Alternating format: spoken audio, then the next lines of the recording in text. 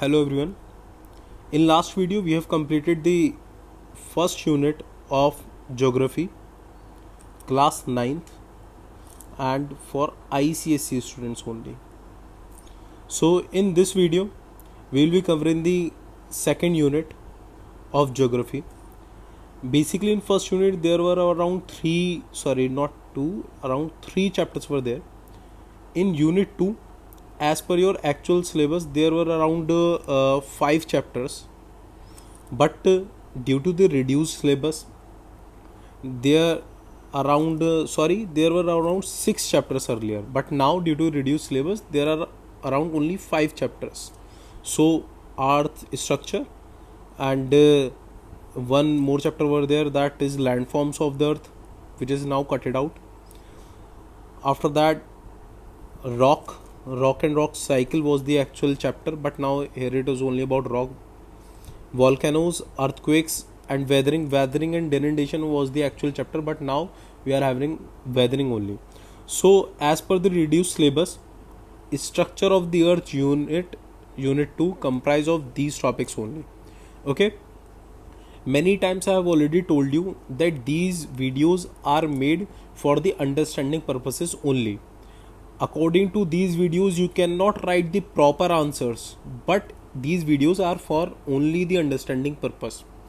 To write the proper answer you should have a good grasp in your statement skills or you should have a good returning power from the books, definitions from the books. So according to that only you can get a good marks in your examinations.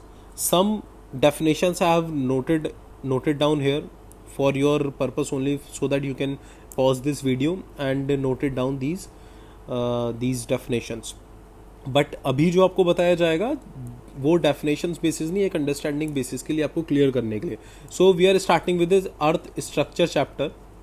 In this earth structure chapter I already know that आपने बहुत ज़्यादा बार from class 4th, 5th, 6th आप पढ़ते हुए आए होंगे. There are 3 layers of the earth: crust, mantle and core. Okay, so this is core, mantle and crust. तो crust, mantle, core are the 3 layers. So earth structure is having around major 3 layers: crust, mantle and cores, which are divided in unique compositions, physical state and life impact. इनका earth के ऊपर क्या impact है, इनकी compositions क्या है, इनकी state कैसी है. क्योंकि जो सबसे नीचे वो जो कोर है उसमें टेम्परेचर बहुत ज़्यादा है, उस टेम्परेचर में ज़्यादा होने की वजह से कोई सी भी सॉलिड चीज़ वहाँ पर सॉलिड स्टेट में नहीं रह सकती. सो बेसिकली वहाँ पर लिक्विड ज़्यादा होगा, दैट मीन्स लावा ज़्यादा होगा, राइट. सो वॉल्केनिक इरप्शंस, अर्थक्वेक कैसे आते हैं, लैंडस्केप कैसे चेंज करते हैं, लाइफ एंड प्रॉपर्टी भी कैसे थ्रेटन करते हैं, क्या पॉजिटिव नेगेटिव इम्पैक्ट है, ये पूरा का पूरा अर्थ स्ट्रक्चर पर ही डिपेंड करता है. So now these are earth core, mental and crust. These are the 3 layers given over here. So as per this outer part where we are living on crust, जो कि कितनी होती है, अराउंड लगभग 5 से 7 किलोमीटर, कहीं पे 7.5 से 10 किलोमीटर के आसपास क्रस्ट होती है, उस पर हम रहते हैं. ओशनिक क्रस्ट इतनी होती है, कॉन्टिनेंटल क्रस्ट इतनी होती है, यहाँ पर हम रह रहे हैं. आफ्टर दैट जो आपकी लगभग इतने एरिया में मेंटल है आपकी, ठीक है, यानी क्रस्ट के जस्ट बाद मेंटल है आपका, जो कि one of the most biggest part earth का जो है वो यही है, मेंटल. उसके बाद आपका आ जाता है कोर पार्ट. बेसिकली हम कोर पढ़ते हैं, लेकिन आपका 9th क्लास थोड़ा एडवांस है, इस वजह से हम inner core and outer core पढ़ेंगे. इनर कोर ये एरिया आ गया, लगभग 1200 किलोमीटर में है, और ये एरिया जो आ गया आपका, इसे आउटर कोर कहा जाता है, ये area. Okay, so kilometres are given over here. You should pause this video and write down these kilometres कि कितने किलोमीटर्स पे ये है. क्योंकि मान लीजिए ये अर्थ का अगर सेंटर पॉइंट है, अर्थ क्या है, देखिए थोड़ा सा इसको, अर्थ इस तरीके से गोल है, राइट. तो ये उसका मान लीजिए सेंटर पॉइंट है, ये रेडियस से नपाई हो रही है, दिस इज द रेडियस. सो इतनी रेडियस पे क्या है, इतने एरिया में इनर कोर है, इतने एरिया में आउटर कोर है, इतने एरिया में मेंटल है, और ये जो एरिया बचा यहाँ पर अपना क्रस्ट है। ओके, सो इस तरीके से अर्थ का आप समझ सकते हैं, ठीक है। सो नाउ अर्थ पे the thermal and physical state of the interior of the earth also helps in ascertaining the structure and composition of the अर्थ। यानी कि जो अंदर का स्टेट है अर्थ का, फिजिकल स्टेट जो है वो अर्थ की काफ़ी सारी चीज़ों को बताता है। तो उसमें से कुछ चीज़ें पढ़ लेते हैं। टेम्परेचर के बारे में क्या है अर्थ में, 1 degree increase in temperature for every 32 metres. यानी कि मान लीजिए ये अर्थ की सतह है और अब जैसे जैसे 32 मीटर नीचे जाएंगे 32 मीटर, वैसे वैसे टेम्परेचर जो होगा आपका 1 डिग्री से राइज हो जाएगा। ओके, इस तरीके से लगभग at the depth of 48 kilometre की डेप्थ पे, यानी कि आप अंदर जाएंगे तो लगभग जो टेम्परेचर होगा वो 1200 से 2000 डिग्री सेल्सियस होगा। ओके, तो इतने डिग्री सेल्सियस पे कोई सी भी चीज़ सॉलिड तो रह नहीं सकती। तो क्या माना जाता है कि सबसे नीचे लावा का जो सोर्स है वो सबसे नीचे से ही हमें मिलता है, क्योंकि नीचे जितनी सारी चीज़ें हैं सॉलिड नहीं है, वो लिक्विड में फॉर्म हो गई होंगी, और लिक्विड में फॉर्म होने की वजह से जो लावा का इरप्शन है, यानी जो वॉल्केनो से लावा निकलता है, उनका सोर्स हमारा यहीं से आता है, डीप से। एट द गिवन रेट, इस रेट के हिसाब से ये जो हमारा 1 डिग्री बढ़ रहा है हमारा 32 मीटर जाते ही, इसके रेट के हिसाब से the centre of the earth can be calculated to be more than 4000 degree Celsius. यानी कि जो सेंटर ऑफ अर्थ का जो मिड पॉइंट होगा ये लगभग होगा 4000 डिग्री सेल्सियस यहाँ पर टेम्परेचर होगा। Minerals abundant up to depth of 100 kilometres. और ये कहा जाता है जितने भी हमें मिनरल्स मिलते हैं अलग अलग तरीके के, वो हमें लगभग 100 किलोमीटर की डेप्थ तक ईजिली अच्छे अबेंडेंट यानी कि अच्छी क्वांटिटी में अवेलेबल हो सकते हैं। About the pressure, high pressure in the interior of earth exercises a powerful influence on the temperature and physical state of the अर्थ। यानी कि टेम्परेचर जो हमारा प्रेशर है, हाई प्रेशर जो है अर्थ के इंटीरियर से, वो हमारे टेम्परेचर और फिजिकल स्टेट को इन्फ्लुएंस करता है। ओके, अबाउट द डेंसिटी, अर्थ की डेंसिटी क्या है, on an average 5.5 is the density. Again, I am telling you whatever we are covering over here is for your understanding purpose only. These videos are not containing all the information. So you should watch this video for getting the normal details of the chapter, right? For just a purpose of getting the summary of the chapter. It is not a complete chapter. It is not a complete unit. Okay. Now coming to the structure of the earth on a chart-wise basis. So earth, crust, mantle and core. So these are lithos is rocky structure, right? So therefore it is lithos. Okay, lithos means is this rocky structure. So lithosphere is having the two things, sail and sema.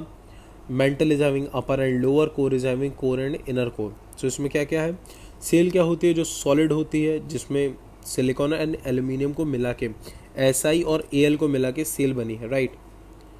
And ऐसे ही यहाँ पे silicon और magnesium होता है, SI और Ma को मिला के सीमा कहा जाता है। ओके, ग्रेनाइट की लेयर है या फिर बेसाल्टिक लेयर होती है। Sial is less dense and floats on sima. यानी कि सेल जो है वो कम डेंस होती है, इसकी वजह से वो सीमा के ऊपर फ्लोट करती है।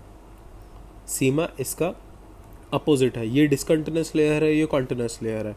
देखिए डेंस का मतलब आप समझ, ये चीज़ कुछ नहीं है आपके मतलब की डेंस का मतलब आप समझिए। डेंस का मतलब कुछ काफ़ी बच्चे कंफ्यूज हो जाते हैं। मान लीजिए ये एक क्लासरूम है, ओके, 2 क्लासरूम्स हैं, classroom A and classroom B।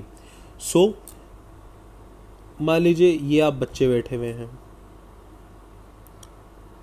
और ये जो क्लासरूम्स हैं A और B वो सेम डायमेंशन के, यानी इनका जो एरिया है वो एकदम सेम है, बराबर है क्लास। तो इसमें से डेंस कौन सा होगा, डेंस होगा B, क्योंकि सेम एरिया में कितनी ज़्यादा चीज़ें हैं उसे डेंसिटी कहते हैं। यहाँ पर कम लोग हैं इसलिए कम डेंस कहलाएगा, यहाँ पर ज़्यादा बच्चे हैं इस वजह से ज़्यादा डेंस। ओके, डेंसिटी का मतलब ये होता है। So these are the thing given over here. इसमें आप अगर कोर में जाके देखें तो it is given about the core is 27 degree Celsius. यहाँ पे गर्माहट होती है, टेम्परेचर यानी कि यहाँ पे 4000 डिग्री सेल्सियस होता है। इसे देखिए मेसोस्फीयर भी कहते हैं लोअर लेयर को, और एस्थेनोस्फीयर कहते हैं अपर लेयर को। ओके, तो ये कुछ चीज़ें हैं। इसके अलावा ये डीप नहीं है चार्ट बहुत ज़्यादा, इसकी डेफिनेशंस आप अपनी बुक्स को रेफर कर सकते हैं। Now coming to the rock. Rock क्या चीज़ है, रॉक क्या है और difference between rock and minerals क्या क्या चीज़ें हैं। Rock you already know, rock एक पत्थर, चट्टान, ये सब चीज़ें रॉक होती हैं। Water minerals, the mineral is a solid formation that occurs naturally in the earth, while a rock is a solid combination of more than one mineral formation which is also occurring naturally। यानी कि दोनों चीज़ें पहली तो हमने note कर लिया, दोनों चीज़ें नेचुरल हैं। ओके, सो खूब मान लीजिए ये मिनरल है, तो इन सबको मिला के अगर कोई चीज़ बन रही है सॉलिडिफाइड चीज़, उसे रॉक कहते हैं। ठीक है, छोटे छोटे मिनरल्स, उन मिनरल्स काफ़ी सारे मिल के, अलग चीज़ें मिल के एक सॉलिड चीज़ बना रहे हैं, तो उसे रॉक कहा जाता है। रॉक में से ही काफ़ी सारे मिनरल्स हम लोग एक्सट्रैक्ट करते हैं एक्चुअली। देखिए रॉक क्या है, एक डेफिनेट केमिकल कॉम्पोजिशन है इसका। Minerals are inorganic compounds, coloured is usually the same, इनके कलर सेम नहीं होते हैं। इनका शेप होता है रॉक का, मिनरल्स का कोई डेफिनेट शेप नहीं हो सकता।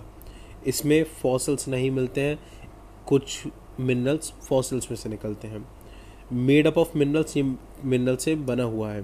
बोथ कॉमन पॉइंट्स इनके कौन से हैं, बोथ आर सॉलिड, जैसे कि आयरन है, एल्यूमिनियम है, ये सब मिनरल है। और आयरन एल्यूमिनियम में दो चार चीज़ों का लाइमस्टोन मिला के सारी चीज़ों कंबाइन करके कोई चीज़ बनी हुई है रॉक।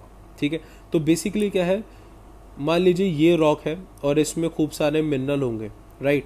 तो ये तो हो गए आपके मिनरल छोटे छोटे, और इस पूरे को कंबाइन लिया आप क्या कहोगे, रॉक कहोगे। ठीक है, पत्थरों में से तो आप अलग अलग तरीके के मिनरल्स निकालते हैं, ये चीज़ तो आपको पता ही होगी। बोथ आर नेचुरली ऑकरिंग, और सब ये नेचुरली ऑकरिंग है। रॉक्स की क्लासिफिकेशन है, ये बहुत ज़्यादा इंपॉर्टेंट है, वेरी इंपॉर्टेंट, और ये आप बहुत टाइम से पढ़ा भी होगा और आगे भी आप पढ़ते रहेंगे। कुछ ऐसे वर्ड्स हैं, इग्नियस, सेडिमेंट्री, मेटामॉर्फिक, ये वर्ड्स बार बार ज्योग्राफी में रिपीट भी होते हैं। तो रॉक्स क्या है, इग्नियस, सेडिमेंट्री और मेटामॉर्फिक, तीन तरीके के होते हैं। मान लीजिए इग्नियस का मतलब मैं आपको बता देता हूँ इन सिंपल वर्ड्स। इग्नियस वो होता है जो मैग्मा यानी लावा से बना हुआ होता है, दैट इज इग्नियस। सेडिमेंट्री जो सेडिमेंट से बना हुआ होता है, सेडिमेंट्स यानी कि कुछ कणों से कण जमा होते रहते हैं कहीं ना कहीं, और जमा होते होते वो किसी चीज़ का शेप लेते हैं, दैट इज सेडिमेंट्स।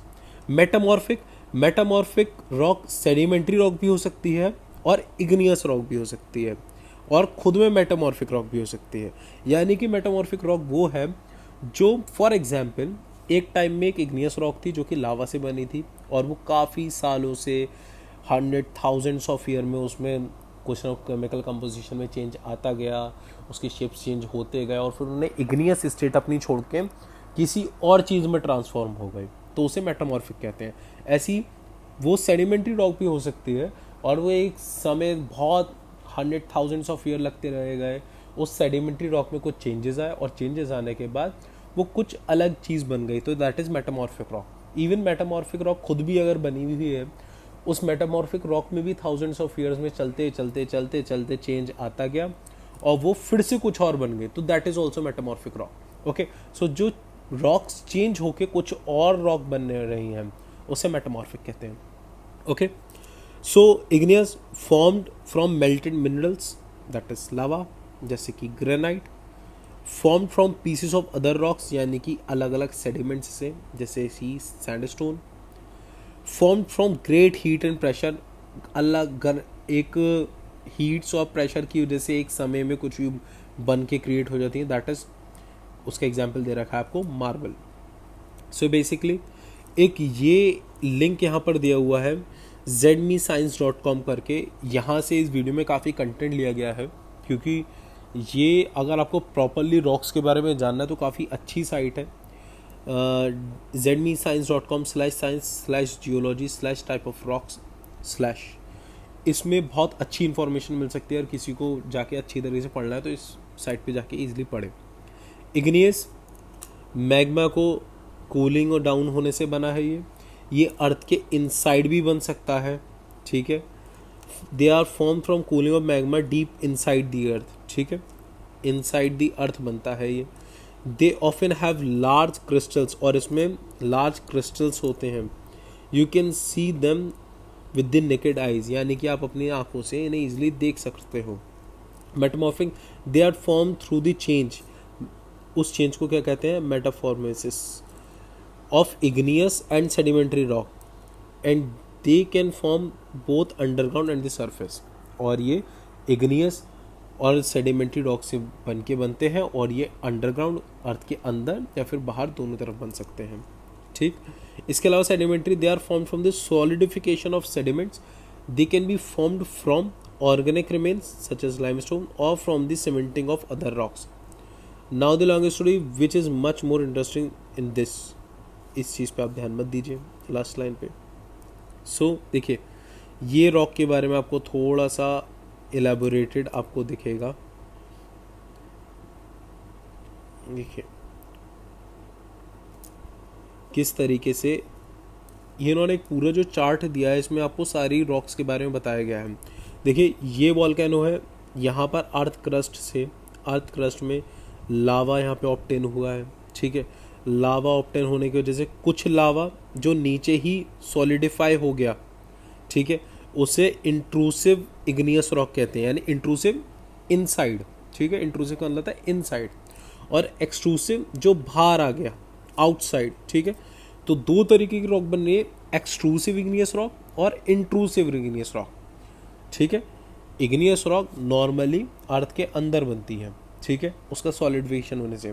लेकिन जो नॉर्मल डीप इनसाइड बन रही है, अर्थ के काफ़ी डीप में बन रही है, उसे इंट्रूसिव कहते हैं। और जो अर्थ के बाहर यानी वोल्केनो से लावा बाहर निकलने से जो सॉलिडिफाई हो गया, उसे एक्सट्रूसिव इग्नियस रॉक कहते हैं। सेडिमेंट्री, देखिए यहाँ से कुछ ना कुछ फ्लो होकर आता रहा, और ये जो येलो कलर का आपको दिख रहा है, ये कलेक्ट होता गया, और ये सॉलिडिफाई हो गया, तो ये बन गई हमारी सेडिमेंट्री रॉक। मेटामॉर्फिक रॉक के बारे में क्या है? मेटामॉर्फिक रॉक में मान लीजिए यहाँ पर कुछ सेडिमेंट जमा हुआ होगा या फिर लावा जमा हुआ होगा, और उसको सॉलिडिफाई होने की वजह से जो रॉक बनी होगी उसे हमने मेटामॉर्फिक रॉक कहा। ठीक है, इंट्रूसिव एक्सट्रूसिव इग्नियस फीचर्स क्या होते हैं एक बार दोबारा जान लेते हैं। देखिए ये वो एक जगह है जहाँ पर मान लीजिए हमारा जो लावा है लिक्विड बेसिस पर है हमारा लावा। अब ये जो लावा है ये अलग अलग तरीके से, देखिए ये जितने भी आपको डाइक, सिल्ट, ये जितने भी आपको वर्ड्स दिए गए हैं, ये इग्नियस रॉक के एक तरीके से टाइप हैं। ठीक है, तो ये सब जो होते हैं वो इंट्रूसिव फीचर्स हैं हमारे इग्नियस रॉक के। ठीक है, अब इनके जो क्लासिफिकेशन बेसिकली है, अभी जो आपका रेडियो सिलेबस है उसमें बहुत ढंग से बोला नहीं गया है कि इसको डिफाइन करना चाहिए, इसी वजह से इसको इस वीडियो में डिफाइन नहीं करा गया है। लेकिन अगर आपके अक्टूबर नवंबर में जो सैम्पल वर्ड्स आते हैं उसमें ये ढंग से दिया हुआ कि आपको इग्नियस फीचर्स को अच्छे से एक्सप्लेन भी करना है कि डाइक, सिल्ट, ये सब चीज़ें क्या होती हैं, तो आपको पढ़ना ज़रूरी होगा। फिलहाल के लिए इसको स्किप करा गया है क्योंकि जो मेन पॉइंट्स आपके रेड्यूस सिलेबस के थे उसमें ये नहीं दिया हुआ था। ओके, लेकिन फिर भी आपको एक पिक्चर दिखा दी गई है जिससे कि आपके दिमाग में एक इसका पिक्चर बन जाए कि ये कुछ था एक्चुअली आपने सुना है। नाउ देखिए ये सेडिमेंट्री रॉक के बारे में दिखाया गया, ये वाटर है, ये लैंड प्लेन है, और ये सेडिमेंट्स आते गए वो हल्के हल्के रॉक बनती चली गई और एंड में ये रॉक बन के तैयार हो गए। ठीक है, तो ये आपके सेडिमेंट्री रॉक्स हैं। मेटामॉर्फिक रॉक के बारे में देखिए, मैग्मा की हीट लग रही है यहाँ से, और प्रेशर का जो प्रेशर है वो लग रहा है। ठीक है, उस प्रेशर और हीट दोनों की वजह से जो बीच का पार्ट है वो रॉक बन रहा है और वो सॉलिडिफाई हो रहा है। तो ठीक है, इसे मेटामॉर्फिक रॉक कहेंगे। ये चीज़ इग्नियस रॉक के साथ या फिर सेडिमेंट्री रॉक के साथ हो सकती है, इसलिए कहा जाता है कि मेटामॉर्फिक रॉक इग्नियस भी हो सकती है, सेडिमेंट्री भी, मेटामॉर्फिक बनने से पहले। वॉल्केनोज एक जो चैप्टर है इसमें आपका जो आपने ऊपर पिक्चर देखी थी अभी इंट्रूसिव इग्नियस रॉक वाली, वो इसमें भी आएगी दोबारा आपके सामने। वॉल्केनोज क्या है? ये एक ओपनिंग है अर्थ क्रस्ट की जो अलाउ करती है मॉल्टन rocks from beneath the crust, यानी कि जो अंदर मेल्ट हुई हुई रॉक्स हैं उन्हें सरफेस में आने के लिए हेल्प करती है। The molten rock is called magma, और उसको मैग्मा कहा जाता है, which when it is beneath the surface, and lava when it erupts और फ्लोज फ्रॉम द वोल्केनो। यानी कि इसको मैग्मा कहा जाता है जब ये सरफेस के अंदर होती है, ठीक है। और इसे लावा कब कहा जाता है, जब ये इरप्ट हो जाती है, फॉल यानी वोल्केनो से निकल आती है। यानी कि मैग्मा और लावा दोनों सेम चीज़ है, बस मैग्मा कब कहा जा रहा है, मैग्मा तब कहा जा रहा है जब इनसाइड दी अर्थ सरफेस था, और लावा कब कहा जा रहा है, जब वो आउटसाइड आ गया, ठीक है। इंट्रूसिव वोल्केनिक फीचर्स क्या क्या है, देखिए ये आपका सारा मॉल्टन रॉक्स थी, मॉल्टन रॉक्स, और उन्होंने कोई रास्ता ज़रूर ढूंढा होगा बाहर निकलने का। हीट है वो बाहर ज़रूर फ्लो होगी, तो वो अलग अलग तरीके से फ्लो हो जाती है, ठीक है। तो इस तरीके से जब फ्लो होकर बाहर आती हैं उसी को हम वोल्केनोस कहते हैं, ठीक है।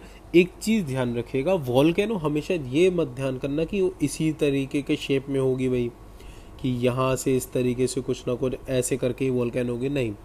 वोल्केनोज ये भी हो सकती है, इस तरीके की भी होती हैं, और इनसाइड भी वोल्केनोज होती हैं। अब ये कैसे होती हैं, इनमें क्या डिफरेंसेस हैं, वो आपको बताया जाएगा। देखिए एक्सक्लूसिव फॉर्म यानी एक्सक्लूसिव जो बाहर निकल आती है, कैसी वोल्केनोज होती है, कंपोजिट वोल्केनोज होती हैं जो बाहर फ्लो करती हैं और इनसाइड भी फ्लो कर रहे होता है उनका लावा। शील्ड वोल्केनो इस तरीके से होती है कि वो डायरेक्ट सिर्फ और सिर्फ एक ओपनिंग से बाहर आती है। और लावा डूम इस तरीके फीचर होता है कि डायरेक्ट एक दूसरे से बाहर आता है, लेकिन उसका देखने में स्ट्रक्चर कुछ ऐसा होता है, तो इसे लावा डूम कहा जाता है। देखिए इनका जो स्ट्रक्चर है वो बहुत चेंज है, ये इस तरीके से है शील्ड वोल्केनो, और लावा डूम किस तरीके से है, इस तरीके से है, ठीक है। यहाँ से लावा आ रहा है अपना, तो depending on the lava and structure इनके अलग अलग नाम दिए गए हैं, okay. Do all volcanoes erupt, क्या हर तरीके वोल्केनोज इरप्ट होती हैं, कभी ना कभी तो हुई होंगी तभी ये वोल्केनो कहलाई हैं। तो इसका क्या मतलब है कि वोल्केनो सिर्फ एक तरीके की नहीं होती, दो तीन तरीके। एक एक्टिव वोल्केनो जो कि इरप्ट नॉर्मली हो जाती है, जैसे इंडोनेशिया का एग्जाम्पल दे रखा है। डॉर्मेंट को स्लीपिंग वोल्केनो कहा जाता है, ये वो वोल्केनोज होती हैं जो काफ़ी सालों से इनमें से लावा नहीं निकला है। जैसे कि एक वोल्केनो दे रखी है, Mount Pinatubo erupted in 1951 after 500 years of dormancy, यानी 500 साल बाद ये जो थी इरप्ट हुई थी। एक्सटिंक्ट वोल्केनो, एक्सटिंक्ट कौन सी वोल्केनो है, a volcano which has not erupted from thousands of millions of year, यानी कि thousands of million of year से उसमें से लावा नहीं निकला है।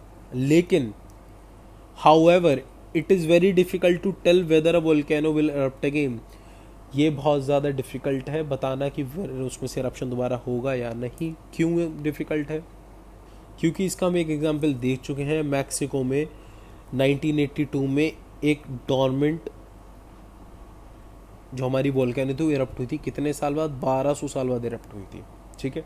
तो हम बता नहीं सकते, वैसे तो हमने डिस्टिंक्शन कर रखी है एक्टिव डॉर्मेंट और एक्सटिंक्ट वोल्केनो में, बट ये हो सकता है कि डॉर्मेंट वाली कभी भी इरप्ट कर जाए। अच्छा, इसके अच्छे फीचर और ख़राब फीचर क्या है, अच्छाई क्या है, वोल्केनो इरप्शन से क्या मिल जाता है, डिस्ट्रक्शन और डिस्ट्रक्टिव इफेक्ट यानी नेगेटिव पॉइंट्स क्या हैं। भाई लावा से फर्टाइल हो जाता है लैंड हमारा, और हमारे वोल्केनोज में ही प्रीशियस स्टोन्स हमें मिलते हैं, टूरिस्ट के लिए एक अट्रैक्शन है। डिस्ट्रक्टिव इफेक्ट क्या है, जो एकदम से वोल्केनो इरप्ट होती है उसके आसपास का लैंड जो होता है इनहेबिटेबल, वहाँ कोई रह नहीं सकता और वहाँ का लैंड बंजर हो जाता है। वो बता ले कुछ टाइम बाद जाके फर्टाइल हो जाएगा, लेकिन फिलहाल के लिए बंजर हो जाता है। डिज़ास्टर बहुत बड़ा नुकसान करती है पब्लिक प्रॉपर्टी पे, लोगों की जान पे। लगभग 1,2,60,000 लोग मर चुके हैं अभी तक रिकॉर्डेड। देखिए कंस्ट्रक्टिव डिस्ट्रक्टिव इफेक्ट जो है वोल्केनोज के वो लिमिटेड लिखे गए हैं यहाँ पे 3 वैसे तो बहुत सारे हैं, 6 8 इफेक्ट्स हैं, लेकिन जो इजीली आपको याद रह जाएं ये वो लिखे गए हैं। अब ये एक मैप ऐसा है, वर्ल्ड मैप है ये, इसमें दिखाए गए जो रेड डॉट्स हैं कि कहाँ कहाँ वोल्केनोज ज़्यादा हैं और कितनी एक्टिव है कितनी नहीं है। देखिए जो इस तरीके रेड डॉट हैं वो वोल्केनोज हैं, और जो क्रॉसेस लगे हुए हैं उनका है possible but uncertain, centres of volcanism, यानी पॉसिबल तो है पर अनसर्टेन है। ये अच्छी बात है कि इंडिया में देखिए वॉल्केनोज ज़्यादा नहीं है, तो बहुत बढ़िया चीज़ है ये, ठीक है। इसके अलावा आगे चलते हैं। अब हम पढ़ते हैं अर्थक्वेक। अर्थक्वेक भूकंप आप जानते हो क्या है, इसकी हमने नॉर्मल डेफिनेशन से पॉज करके आप लिख लीजिए, जो आपको एग्जाम टाइम में लिखने की ज़रूरत पड़ेगी। अर्थक्वेक बेसिकली क्या है, शेकिंग होता है, वाइब्रेशन होता है अर्थ क्रस्ट का। क्यों हो सकता है वो, अर्थ की जो प्लेट्स हैं, टेक्टोनिक प्लेट्स बेसिकली, अर्थक्वेक वो हिलती हैं, इस वजह से अर्थक्वेक होता है। Earthquake can happen along any type of plate boundary, और ये कहीं पर भी हो सकता है। Earthquake occurs when tension is released from inside the crust. Plates do not always move smoothly alongside each other, sometimes get stuck. When this happens, pressure builds up. When this pressure is eventually released, a earthquake tends to occur. यानी कि जो अर्थ का pressure होता है वो release होता है, और प्लेट्स अलॉन्ग साइड जब एक दूसरे के मूव करती हैं तो वो एक दूसरे में स्टक हो जाती हैं और नॉर्मली स्मूथली मूव नहीं कर सकती। तो उससे जो प्रेशर हैपन होता है, बनता है, वो जब प्रेशर रिलीज होता है तो हमारा अर्थक्वेक आता है, ठीक है। देखिए प्लेट्स का और क्या है ये, देखिए ये जो फिगर दिखाई गई है इसमें आपको एक मिडिल पॉइंट मान लीजिए, यहाँ से अर्थक्वेक स्टार्ट हुआ, प्लेट्स जो थी वो हिली, ये एक प्लेट है और ये प्लेट है, जिनके अंदर मूवमेंट हुआ अर्थ में, तो यहाँ से अर्थक्वेक स्टार्ट हुआ। जो इसका मिड पॉइंट होता है उसे फोकस कहते हैं, ठीक है। तो इस तरीके की जो वेव्स निकलेंगी, जो इससे वेव्स निकलेंगी, इस वेव्स जो जहाँ तक जाएंगी तो अर्थ हमारी जो है उस जगह की मूव करेगी हल्की हल्की, तो वो इसी चीज़ को हम क्या कहते हैं, अर्थक्वेक कहते हैं। और जो बीच का एरिया है जो अर्थ में जो जनरेट कर रहा है अर्थक्वेक, यानी फोकस के ठीक ऊपर जो अर्थ का एरिया है उसे हम एपी सेंटर भी कहते हैं, यानी वो सेंटर जहाँ से चीज़ स्टार्ट हुई, ठीक है। और अर्थ के अंदर वो उस पॉइंट को क्या कहते हैं, फोकस कहते हैं। क्लियर, ध्यान रखिएगा, फोकस और एपिसेंटर में कभी भी कंफ्यूज नहीं होना है। एपिसेंटर वो है जो अर्थ ग्राउंड लेवल की बात हो रही है, फोकस वो है जो अर्थ सेंटर लेवल की बात हो रही है, नीचे जो नीचे जिस पॉइंट से जो वाइब्रेशन रिलीज हुई है उसे कहेंगे फोकस, और उसके ठीक ऊपर यानी अर्थ सरफेस पे जो लैंड एरिया है जिस पॉइंट से स्टार्ट हुई वाइब्रेशन उसे कहेंगे एपिसेंटर, ठीक है। जो अर्थक्वेक को चेक करने के लिए एक इंस्ट्रूमेंट भी बना हुआ है जिसे कहते हैं सिस्मोग्राफ और सिस्मोमीटर, उसका एक फ़ोटो दिखा देते हैं आपको। इस तरीके का होता है, जब जब अर्थक्वेक आता है तो इधर या इधर मूव करता है और इस तरीके के स्टेटमेंट्स रिकॉर्ड करता है।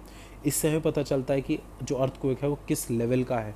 लेवल आपने कई बार सुना भी होगा कि भाई बिहार में 6 मैग्नीट्यूड का वो आया, अर्थक्वेक आया, दिल्ली में 5 मैग्नीट्यूड का आया, यहाँ पर इतना आया उतना आया, तो उसका मतलब क्या है वो अभी आपको बताएंगे।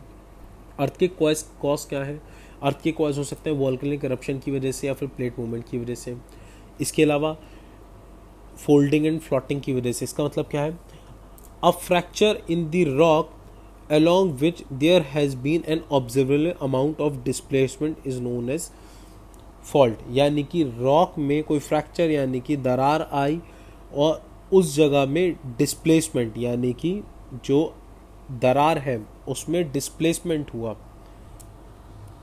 Earthquake occurs when movement of the earth take place along the line of fracture। यानी कि earthquake occurs when the movement of the earth take place along the line of fracture। Earthquake तब हो रहा है, अर्थ का जो मूवमेंट है वो लाइन ऑफ फ्रैक्चर के प्लेस पर ऑकर हो रहा है, उसे फॉल्ट कहते हैं, ठीक है।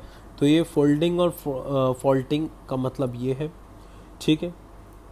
अब ये एंथ्रोपोजेनिक फॉल्ट क्या है, वो फॉल्ट है जो ह्यूमन कॉजेज़ की वजह से आता है, यानी कि हम माइनिंग करते हैं, हम एक्सट्रैक्शन करते हैं मिनरल्स का, हम ब्लास्ट करते हैं रॉक्स को अपनी सड़कें बनाने के लिए, कंस्ट्रक्शन जो भी कर रहे हैं जो हमारी वजह से हो रहा है वो उसे एंथ्रोपोजेनिक फॉल्ट कहते हैं। मेजर्स क्या हम अर्थक्वेक को जो है नापते कैसे हैं, देखिए पहले रिचर्स स्केल यूज़ होता था जो चार्ल्स एफ रिचर ने बनाया था 1935 में, बाद में इनको मॉडिफाई करा गया, चार्ल्स एफ रिचर ने इसे मॉडिफाई करा और इनके कलीग ने मिलकर इसको मॉडिफाई करा 1965 में, और हम उसी से आज की डेट में अर्थक्वेक अपना मेजर करते हैं। तो रिचर्स मैग्नीट्यूड क्या कहता है भाई, 0 से 1 अगर अर्थक्वेक आया है तो लोगों को नहीं पता चलेगा, 2 से 3 लोगों को पता चलेगा, 3 से 4 आपकी जो लाइटें हैं घर पे लगी वो हिलना स्टार्ट करेंगी। 4 से 5 वॉल्स में क्रैक आ जाता है। 5 से 6 आपका फर्नीचर मूव करेगा। 6 से 7 कुछ बिल्डिंग्स गिर सकती हैं। 7 से 8 काफ़ी सारी बिल्डिंग्स गिर सकती हैं। 8 या फिर उससे अब बहुत ज़्यादा बड़ा डिस्ट्रक्शन ब्रिजेस रोड में आएगा। अब पॉजिटिव इफेक्ट्स और नेगेटिव इफेक्ट्स क्या है? पॉजिटिव इफेक्ट्स ये हैं कि ये ग्राउंड वाटर लेवल को इंक्रीज़ करता है, सॉइल बनाता है, नया लैंडफॉर्म बनता है अर्थक्वेक की वजह से। अभी आप जानेंगे लैंडफॉर्म कैसे बन रहा है। एक चैप्टर भी था आपके सिलेबस में जो रिड्यूस सिलेबस की वजह से हट गया, landscapes of earth, landforms of earth. उसमें ये काफ़ी ज़्यादा डिस्कस था, क्योंकि जब प्लेट्स ऊपर नीचे होती हैं तो माउंटेन्स जो होती हैं आपकी, उनकी हाइट्स में फ़र्क आ सकता है। वहाँ पर कुछ जगहों में डिप्रेशन भी आ सकता है, तो इस वजह से न्यू लैंडफॉर्म्स बन सकती हैं। स्प्रिंग फॉर्मेशन और मिनरल फॉर्मेशन, मिनरल्स भी निकलते हैं, मिनरल्स बनते हैं अर्थक्वेक की वजह से, क्योंकि कॉम्पोजिशन में नीचे आपके अर्थ में चेंजेस आते हैं, तो मिनरल्स फॉर्म होना लाजमी है। अर्थक्वेक के नेगेटिव इफेक्ट्स क्या हैं? लॉस ऑफ लाइफ, बहुत ज़्यादा लोगों की डेथ हो जाती है, प्रॉपर्टी बहुत ज़्यादा ख़राब हो जाती है, कोलैप्स ऑफ ट्रांसपोर्ट ख़त्म हो जाता है, रोड, रेलवेज, ब्रिजेस, पोर्ट्स, ये सब इनको नुकसान पहुंच सकता है। फायर हो सकती है, लैंडस्लाइड आ जाते हैं, फ्लड आ जाते हैं, रोड ब्लॉकेज हो जाती है। तो ये सब जो चीज़ें हैं, सुनामी आ सकती है, क्योंकि सुनामी का आप जानते होंगे शायद कि सुनामी जैसी इतनी डिस्ट्रक्टिव चीज़ जो है, टाइडल वेव्स, वो अर्थक्वेक की वजह से ही ओरिजिनेट होती हैं, राइट। तो इलेक्ट्रिसिटी, वाटर, मेडिकल टाइप की फैसिलिटीज़ भी डिसरप्ट हो जाती हैं। तो ये आपका बैड पॉइंट्स थे अर्थक्वेक से कितना कितना नुकसान होता है।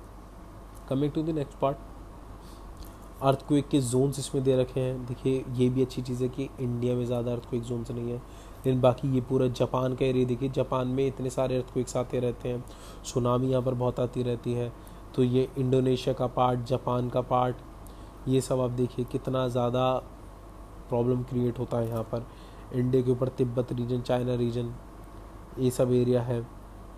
ये सब हम काफ़ी लकी हैं कि हम इंडिया में रहते हैं, जहाँ आपका कल्चर भी बहुत अच्छा है, बेस्ट है मेरे हिसाब से तो। और हमारा कल्चर के साथ साथ हम कितने ज़्यादा प्रोटेक्टिव भी हैं कि एक तरफ वाले में हिमालय से हमारा बचाव होता है दुश्मनों से, और हमारे वोल्केनोज भी यहाँ पर का है नहीं, और अर्थक्वेक भी यहाँ पर कम मैग्नीट्यूड के आते हैं। तो इन ब्लैक डॉट्स का मतलब क्या है? जहाँ पर 9 से ज़्यादा मैग्नीट्यूड के अर्थक्वेक आते हैं उसमें डॉट्स दे रखे हैं। तो ये आपको स्केल दे रखा है जिस तरीके के अर्थक्वेक जहाँ जहाँ आते हैं। Weathering and denudation actually basic chapter था, बस आपके डेनिडेशन को कट कर दिया गया है। सिर्फ और सिर्फ वेदरिंग के बारे में। वेदरिंग नाम सुनते ही आपके दिमाग में एकदम से आ जाता होगा कि मौसम की बात हो रही है, लेकिन यहाँ पर मौसम की बात बिल्कुल भी नहीं हो रही है। ये वेदरिंग कुछ और है। वेदरिंग क्या है? वेदरिंग है break down and dissolving of rocks and minerals on earth's surface. Once a rock has been broken down, a process called erosion transports a bit of rock and minerals away. Water, ice, acid, salts, plants, animal and changes in temperature are all agents of weathering. यानी कि जब rock का breakdown होता है किसी भी वजह से, वो वजहें आपको नीचे बताएंगे, फिजिकल, केमिकल, बायोलॉजिकल वजहें हो सकती हैं। कोई सी भी रॉक टूट के बिखरना, उसका जो मटेरियल है वो एक जैसे दूसरी जगह कैरी फॉरवर्ड हो जाना। देखिए जब रॉक्स टूटती हैं तभी मिट्टी बनती है, ठीक है। तो रॉक का टूटना बहुत ज़्यादा ज़रूरी है। जैसे सीमेंट है, सीमेंट आपको रॉक के झड़ने से ही मिलता है। तो रॉक्स जो हैं, आपने देखा होगा कभी आपने अगर डिस्कवरी चैनल पे ध्यान दिया हो, कॉस्मोस उसमें आता था, नेशनल ज्योग्राफिक पे, उसमें दिखाया जाता था कि पहले लैंडस्केप्स कैसे थे, अब वो कैसे कैसे चेंज हो रहे हैं। किसी माउंटेन की हाइट बहुत ज़्यादा थी, अब वो डिक्रीज़ होकर क्यों कम हो गई है। तो ये सब वेदरिंग की वजह से ही हो रहा है। किसी न किसी वजह से वो चीज़ें टूट रही हैं, बिखर रही हैं, बिखरने के बाद उनका क्या मटेरियल मिल रहा है हमें, ये सब वेदरिंग के अंदर आता है। इसके जो एजेंट्स हैं वो काफ़ी सारे, water, ice, salt, plants, animal, हम खुद भी उसके एजेंट हैं, चेंजिंग टेम्परेचर, ये सब उसके एजेंट हैं। तो वेदरिंग बेसिकली 3 टाइप की होती है, chemical, physical and biological. Physical में क्या है? Big rock becomes small rock due to wind, यानी कि जो बड़ी बड़ी रॉक्स हैं वो छोटी हो जाती है। क्यों? क्योंकि बार बार उन पर हवा, रेन या फिर फ्रॉस्ट बिल्डिंग। फ्रॉस्ट बिल्डिंग का मतलब क्या है कि बर्फ़, जैसे इसका एक एग्जांपल आपको बताते हैं। फ्रॉस्ट बिल्डिंग का मतलब हो गया कि मान लीजिए कहीं पर जो मौसम है, एक रॉक है उसमें दरारें पड़ी हुई हैं, ग्रेवीज हैं उसमें, गलियां बनी हुई हैं, दरारें पड़ी हुई हैं, ठीक है, उसके अंदर पानी चला गया। जब पानी चला जाएगा उस रॉक के अंदर जब पानी चला जाएगा और रात होने के बाद वहाँ का जो रॉक के अंदर जहाँ पर पानी गया है वो एरिया बहुत ज़्यादा कूल हो जाएगा, और उस कूलनेस की वजह से जो पानी था वो जम जाएगा, यानी कि फ्रॉस्ट बन जाएगा। तो जो चीज़ पहले लिक्विड थी जो रॉक के अंदर चली गई वो अब सॉलिड बन गई। सॉलिड बनने की वजह से जो आइस जो बनी है उसने जो गैप थे वो बढ़ा दिए, यानी कि और ज़्यादा गहरी करती चली गई, ठीक है। तो उसी की वजह से रॉक टूट सकती है, ठीक है, वो भी एक वजह है रॉक टूटने की। So frost welding occurs when water freezes in between the pores of large sedimentary rocks, ठीक है, वही बात। केमिकल वेदरिंग का क्या मतलब है? When the chemical reaction degrades the and decomposes a rock, यानी कि किसी भी केमिकल रिएक्शन की वजह से जो चेंजेस आते हैं आपके रॉक के कॉम्पोजिशन में, और उसकी वजह से वो रॉक जो होती है उसमें वेदरिंग होने लगती है, उसे केमिकल वेदरिंग कहते हैं। जैसे कि ऑक्सीजन, कार्बन, हाइड्रोजन, इन सब चीज़ों की वजह से, वाटर की वजह से हो सकती है। तो डिफरेंट चीज़ों का जो है फ़र्क डिफरेंट जगहों पर रॉक्स पे अलग अलग तरीके से पड़ता है।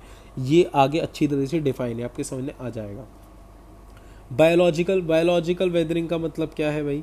Conversion of rock and minerals into smaller particles due to living things, यानी कि लिविंग थिंग्स की वजह से उनको छोटा पार्ट में कट कर दिया गया, रॉक्स को उनको छोटा कर दिया गया। जैसे कि भाई ट्री रूट्स जो होती हैं वो कभी कभार आपके रॉक के अंदर चली जाती हैं, आपको अर्थ वॉर्म्स की वजह से। इन सब के फ़ोटोज़ अभी आपको नीचे देखने के लिए मिलेंगे, आप थोड़े कन्फ्यूज हो रहेंगे, मिलेंगे नीचे फ़ोटोज़। देखिए वेदरिंग का वजह से क्या क्या चीज़ें होती हैं, सॉइल फॉर्म होती है, क्योंकि देखिए एक रॉक को बिल्कुल वेदरिंग होने में, यानी एक बहुत बड़ी रॉक को वेदरिंग जब स्टार्ट होती है उसमें thousands and millions of years लगते हैं, और thousands of millions of years लगते लगते वो वेदरिंग होती है। लेकिन उसी वजह से हमें जो है सॉइल मिल पाती है, यानी कि हमारी जो मिट्टी है वो बनी हुई जो है वो रॉक्स से ही बनी हुई है। Mass wasting, when rock comes down a slope down a gravitational pull aided by water, it is called mass wasting. Therefore, 4 main kinds of mass wasting. These are landslides, mud flow, earth flow, sheet wash. यानी कि gravitational pull की वजह से और water की help की वजह से जो आपका जो रॉक होता है वो उसमें वेदरिंग जो होती है वो 4 तरीके से होती है। जैसे लैंडस्लाइड भी हो सकते हैं उसकी वजह से, मड फ्लो भी हो सकता है, अर्थ फ्लो, शीट वॉश, इस तरीके की घटनाएं हो सकती हैं। तो इसे मास वेस्टिंग कहा जाता है। बेसिकली पानी की वजह से हो रहा है ये। फॉर्मेशन ऑफ वेरियस लैंडफॉर्म्स, यानी कि due to weathering rocks different types of landforms are formed, जैसे sea arch, stacks, mushroom rocks. Mushroom rocks आपकी बुक में आप अच्छे से देख लेंगे, वो इस तरीके से रॉक होती है, ऊपर से बड़ी होती है और नीचे से ऐसी होती है, मशरूम रॉक्स होती है, ठीक है। तो काफ़ी अलग अलग तरीके की लैंडफॉर्म्स बनती हैं, ठीक है, क्लिफ्स बनते हैं और आपके मशरूम रॉक्स हो गए, ये सब चीज़ें वेदरिंग की वजह से ही बनती हैं। Chemical weathering changes the composition of rocks, rock की कॉम्पोजिशन चेंज कर देते हैं, often transforming them when water interacts with mineral to create various chemical reaction. सिर्फ वाटर नहीं, ऑक्सीजन वगैरह से भी होता है ये सब, आगे आपको पता चल जाएगा, ज़्यादा क्लियर हो जाएगा ये वाला पॉइंट।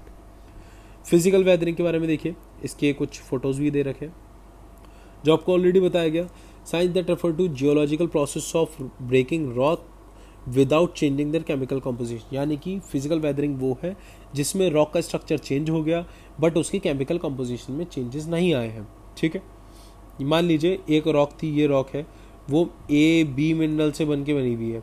अब कुछ टाइम बाद वो फिजिकली ऐसे दिखने की जगह वो कुछ ऐसे दिखने लगी, लेकिन इसमें ए और बी अब भी है, ठीक है, ए और बी, यानी कि हमारा chemical composition as it is रहा, सिर्फ और सिर्फ जो फिजिकल स्ट्रक्चर था वो हमारा चेंज हो गया।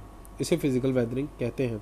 देखिए जैसे कि ये फोटो दे रखा है आपका, ये फिजिकल वेदरिंग का ही एक एग्जाम्पल है, ठीक है।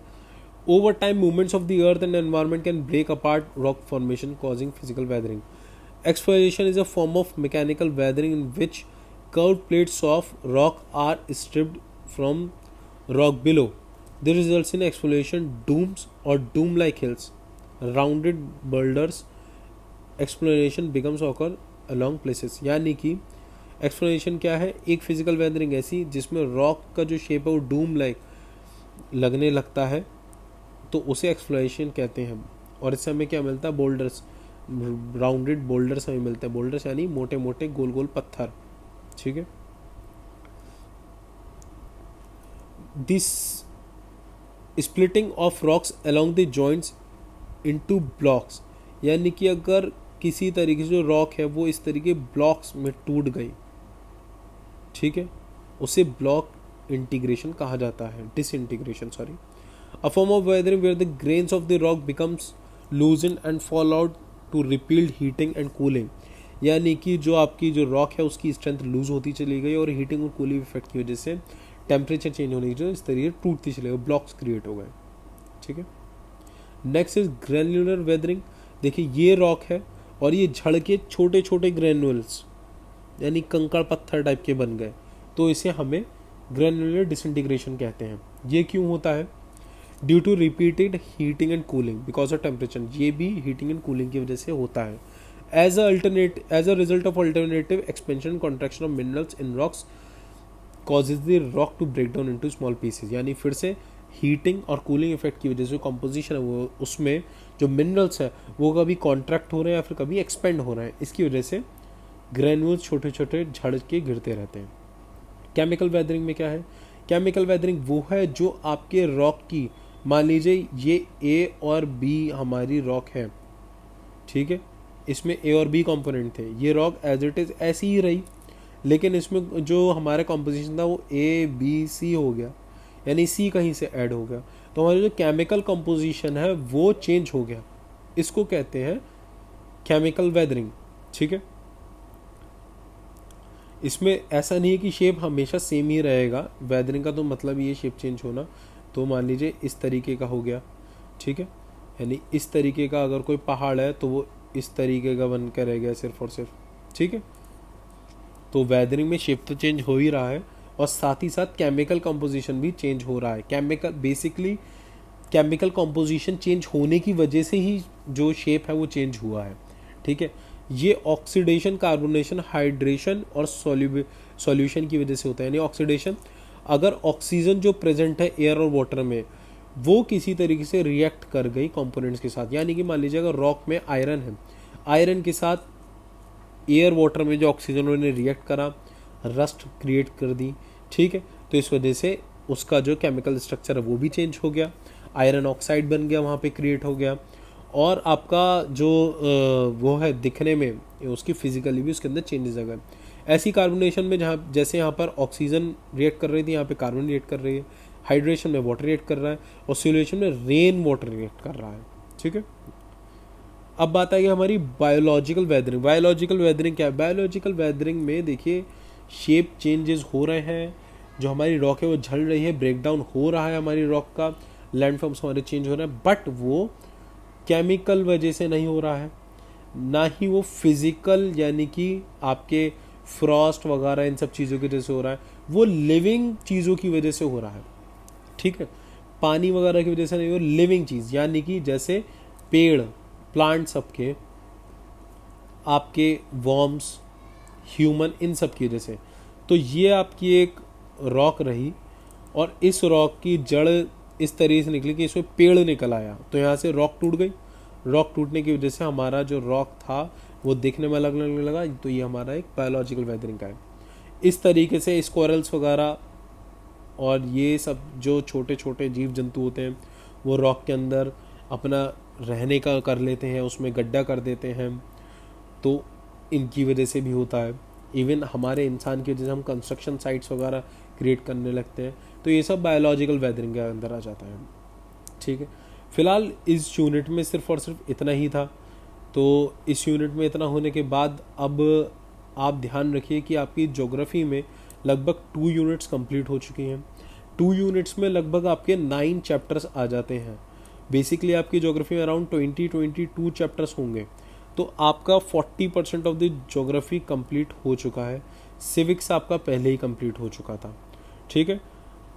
अब ध्यान रखिएगा, वीडियोस जितनी भी ये बनाई जाती हैं वो सिर्फ और सिर्फ इस वजह से बनाई जाती हैं जिससे कि आप इनको समझें चैप्टर्स को, और चैप्टर्स को समझने के बाद उस पर बुक्स पे ध्यान दें। बिना बुक्स के वर्क नहीं हो सकता।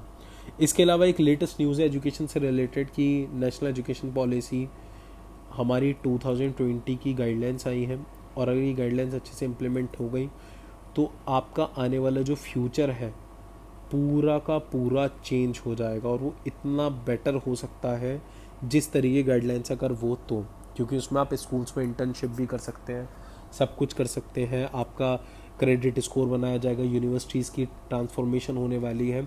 तो NEP 2020 के बारे में ज़रूर देखिए, पढ़िए, आपकी जनरल नॉलेज के लिए बहुत ज़्यादा बढ़िया है। इसके अलावा 5 अगस्त एक ऐतिहासिक दिन आने वाला है। इस दिन मैं चाहूँगा आप सब इंडियन हैं और भारत के कल्चर को आगे बढ़ाते हुए इस डे को सेलिब्रेट करें, और हो सके तो अपने घर में कुछ दिए जलाएं और उसकी पिक्स ज़रूर सरफेस करें, ठीक है। क्योंकि ये सिर्फ और सिर्फ देखिए हिंदू वाली चीज़ नहीं आनी चाहिए। जो हमारा राम जन्मभूमि वाला 5 अगस्त को है वो हिंदू वाला नहीं है, वो इंडियन कल्चर है, और इंडियन कल्चर के लिए बहुत ज़्यादा इम्पॉर्टेंट और ऐतिहासिक दिन होने वाला है। So everyone should celebrate this day without any biasness. इसके अलावा Eid Mubarak to all of you and happy Rakshabandhan also. Thank you.